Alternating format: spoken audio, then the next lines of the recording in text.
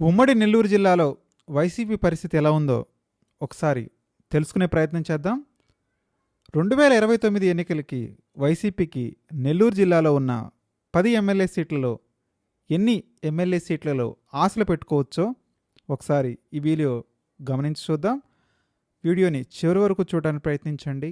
మర్చిపోకుండా లైక్ చేసి, షేర్ చేసి, సబ్స్క్రైబ్ చేయడానికి ప్రయత్నించండి. ఉమ్మడి నెల్లూరు జిల్లా ఒకప్పుడు కాంగ్రెస్ పార్టీకి, తర్వాత కాలంలో వైఎస్ఆర్ కాంగ్రెస్ పార్టీకి కూడా కంచుకోటగా నిలిచినటువంటి జిల్లా ఇప్పుడు అదే ఆ పార్టీకి పెద్ద సవాలుగా మారిపోయింది. ప్రజల్లో ఇంకా వైఎస్ రాజశేఖర రెడ్డిపై, అదేవిధంగా వైఎస్ జగన్మోహన్ రెడ్డిపై కూడా వ్యక్తిగతంగా అభిమానం ఉంది. అయితే ఆ అభిమానాన్ని ఓటు రూపంలో మార్చే నాయకత్వం ఎందుకు కనిపించడం లేదు అనేదే పెద్ద ప్రశ్న. ముఖ్యంగా చూసుకుంటే 2024 సాధారణ ఎన్నికల్లో ఘోర పరాజయం తర్వాత ఉమ్మడి నెల్లూరు జిల్లాలో వైసీపీ పరిస్థితి ఎలా ఉంది, ఎక్కడ బలంగా ఉంది, అసలు ఎక్కడ బలహీనంగా ఉంది, ఏ నియోజకవర్గంలో ఎవరి ఆధిపత్యం కొనసాగుతుంది, 2029 ఎన్నికల నాటికి పరిస్థితి ఎలా మారే అవకాశం ఉంది అనే విషయాన్ని ఈ వీడియోలో ప్రతి నియోజకవర్గాన్ని విడివిడిగా విశ్లేషిస్తూ తెలుసుకునే ప్రయత్నం చేద్దాం. లైక్ చేసి, షేర్ చేసి, సబ్స్క్రైబ్ చేయడం మర్చిపోవద్దు. ఉమ్మడి నెల్లూరు జిల్లా అంటే వైసీపీకి అత్యంత బలమైన నియోజకవర్గాల్లో కొన్నున్నాయి. అదేవిధంగా సామాజిక వర్గం పరంగా కూడా నెల్లూరు జిల్లా చాలా కీలకమైంది. 2014 ఎన్నికల్లో కూడా ఆ జిల్లాలో 10లో 7 స్థానాలు వైసీపీ గెలుచుకుంది. ఆ తర్వాత 2019లో అయితే మరింతగా బలపడింది. 2024 ఎన్నికలు మాత్రం రాజకీయ సమీకరణాలను పూర్తిగా మార్చేశాయి. పార్టీపై ప్రజల్లో అభిమానం అయితే పూర్తిగా తగ్గలేదు. అయితే సాధారణంగా ఇప్పుడు కనిపిస్తున్న విషయం ప్రకారం నాయకత్వ లోపం స్పష్టంగా కనిపిస్తుంది. జిల్లా స్థాయిలో పార్టీని ముందుకు బలంగా నడిపించే నాయకులు ఒక్కొక్కరుగా దూరమయ్యారు. ముఖ్యంగా చూసుకుంటే మేకపాటి రాజమోహన్ రెడ్డి, వేమిరెడ్డి ప్రభాకర్ రెడ్డి, ఆదాల ప్రభాకర్ రెడ్డి వీళ్ళందరూ కూడా చాలా కాలంగా వైసీపీకి దూరంగా ఉంటున్నారు. జిల్లాలో వైసీపీకి బలమైన ముఖం కనిపించడం లేదు అనేటువంటి అభిప్రాయం ముఖ్యంగా పార్టీ శ్రేణుల్లో కనిపిస్తుంది.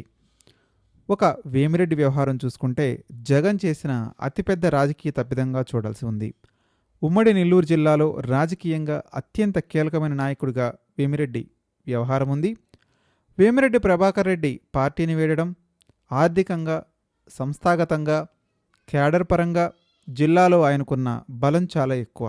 అయితే పార్టీలోని అంతర్గత విభేదాల కారణంగా వేమిరెడ్డి పార్టీని వీడిపోయారు. నాయకుల మధ్య ఉన్న వ్యక్తిగత అభిప్రాయాలను గుర్తించలేకపోవడం వైఎస్ జగన్ చేసినటువంటి అతిపెద్ద తప్పు. వేమిరెడ్డి దంపతులు పార్టీ వీడడానికి ప్రధాన కారణం విభేదాలను సరైన కాలంలో పరిష్కరించలేకపోవడమే అనేది రాజకీయ విశ్లేషకులను చెప్తున్న అతిపెద్ద మాట. ఇక 2024 తర్వాత వారి ప్రభావం టీడీపీకి పెద్ద ప్లస్ అయి కూర్చుంది. ఇక కాకాని గోవర్ధన్ రెడ్డి నాయకత్వం ఏమాత్రం సరిపోవట్లేదు. ప్రస్తుతం జిల్లా వైసీపీ ముఖచిత్రంగా కనిపిస్తున్న నాయకుడు కాకాని గోవర్ధన్ రెడ్డి. ఆయన మాజీ మంత్రి, ఆయనకి పోరాట స్వభావం ఉంది, ప్రత్యర్థులను ఎదుర్కొనే ధైర్యం ఉంది. పార్టీ కార్యకర్తల్లో ఎప్పటికీ ఆయన పేరు చాలా చర్చనీయాంశంగానే ఉంటుంది. అయితే విమర్శలు కూడా అదే స్థాయిలో ఉన్నాయి.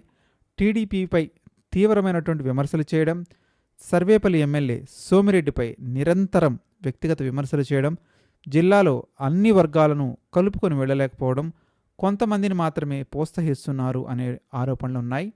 ఇవన్నీ కూడా పార్టీకి పెద్ద ఇబ్బందిగా మారే అని విశ్లేషకులు చెబుతున్నారు. ఇక నియోజకవర్గాల వారీగా పరిస్థితి చూసుకుంటే నెల్లూరు సిటీ వైపు వస్తే మంత్రి నారాయణ ఇప్పటికే బలమైన నాయకుడిగా కొనసాగుతున్నారు. నెల్లూరు సిటీలో వైసీపీ తరపున చంద్రశేఖర్ రెడ్డి బాధ్యతలు చూస్తున్నప్పటికీ మాజీ మంత్రి అనిల్ కుమార్ యాదవ్ పూర్తి స్థాయిలో యాక్టివ్ కాకపోవడం పార్టీకి లోటుగా కనిపిస్తుంది. నెల్లూరు రూరల్ విషయానికి వస్తే టీడీపీకి కోటంరెడ్డి శ్రీధర్ రెడ్డి బలమైన నాయకుడిగా ఉన్నాడు. వైసీపీకి మాత్రం ప్రత్యామ్నాయంగా నిలిచే శక్తివంతమైన నాయకుడు కనిపించడం లేదనే అభిప్రాయం ప్రజల్లో ఉంది. ఇక గూడూరు విషయానికి వస్తే టీడీపీ ఎమ్మెల్యే పాసం సునీల్ కుమార్కు వ్యతిరేకత ఉన్నా దాన్ని ఉపయోగించుకునే స్థాయిలో వైసీపీ బలంగా లేదని స్థానికంగా చర్చ కొనసాగుతుంది. ఇక వెంకటగిరి నియోజకవర్గానికి వస్తే టీడీపీ ఎమ్మెల్యేపై అసంతృప్తి ఉన్నప్పటికీ వైసీపీలో సమన్వయం లోపించడం, నాయకత్వంపై సందేహాలు పార్టీకి మైనస్గా మారుతున్నాయి. ఇక సూళ్లూరుపేట నియోజకవర్గం చూసుకుంటే రెండు పార్టీల్లోనూ అంతర్గత విభేదాలు స్పష్టంగా కనిపిస్తున్నాయి.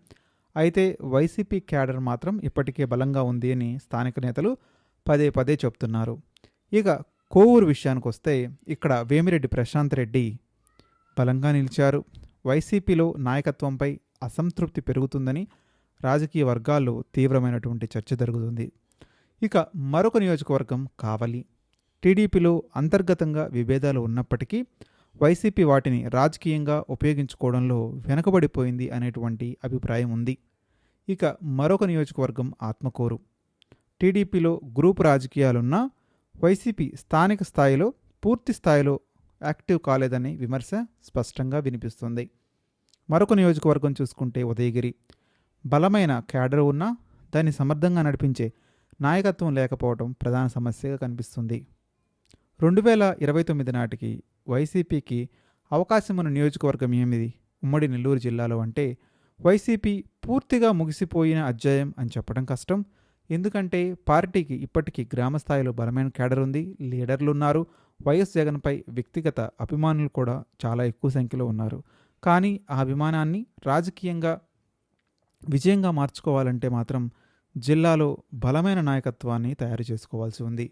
అంతర్గతంగా విభేదాలు తగ్గించుకోవాలి. స్థానిక నాయకులకు స్పష్టమైన బాధ్యతలు అప్పగించాలి. క్యాడర్ను మళ్ళీ రీయాక్టివేట్ చేయాలి. ఈ చర్యలు తీసుకుంటే 2029 ఎన్నికల్లో వైసీపీ కూటమి ప్రభుత్వానికి గట్టి పోటీ ఇవ్వగలదని కొందరు రాజకీయ విశ్లేషకులు భావిస్తున్నారు. లేకపోతే జిల్లాలో పార్టీ మరింత బలహీనపడే ప్రమాదం ఉందని కూడా చెప్తున్నారు. ఇది ఉమ్మడి నెల్లూరు జిల్లాలో ప్రస్తుతం కనిపిస్తున్న రాజకీయ ముఖ పరిస్థితి. రాజకీయ పరిస్థితులు కాలానుగుణంగా మారుతూ ఉంటాయి. వీడియోలో చెప్పిన అంశాల్లో ప్రజల్లో ముఖ్యంగా రాజకీయ వర్గాల్లో వినిపిస్తున్న అభిప్రాయాల ప్రకారం అందుబాటులో ఉన్న సమాచారం ఆధారంగా రూపొందించినటువంటి విశ్లేషణ మాత్రమే. ఈ అంశంపై మీ అభిప్రాయం ఏంటి? ఉమ్మడి నెల్లూరు జిల్లాలో వైసీపీ మళ్ళీ బలపడుతుందా లేక టీడీపీ ఆధిపత్యం కొనసాగుతుందా? ఒకవేళ వైసీపీ నిజంగా బలపెడితే ఎన్ని స్థానాలు వైసీపీ గెలుచుకోబోతుంది? ఏ నియోజకవర్గంలో వైసీపీ బలంగా ఉందో మీ అభిప్రాయాన్ని కామెంట్ రూపంలో తెలియజేయండి. ఇలాంటి రాజకీయ విశ్లేషణలు, తాజా అప్డేట్స్ కోసం ఈ వీడియోని లైక్ చేయండి, షేర్ చేయండి. మా ఛానల్ను తప్పకుండా సబ్స్క్రైబ్ చేయడానికి ప్రయత్నించండి. ధన్యవాదాలు. నమస్తే.